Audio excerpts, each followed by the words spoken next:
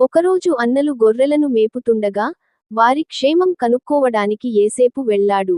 దూరం నుండి అతన్ని చూసిన అన్నలు, అతనిని చంపాలని ప్లాన్ చేశారు. కానీ రూబేను వారించడంతో, అతన్ని ఒక పాడుబడిన గోతిలో పడేశారు. ఆ తర్వాత అటుగా వెళ్తున్న ఇష్మాయేలీయుల, వర్తకుల, గుంపునకు 20 వెండి నాణేలకు యేసేపును అమ్మేశారు. యేసేపు అంగీకి మేక రక్తం పూసి, యేసేపును ఏదో క్రూర జంతువు చంపేసింది అని తండ్రి యాకోబును నమ్మించారు. నచ్చితే లైక్ చేయండి, పార్ట్ 2 కోసం కామెంట్ చేయండి.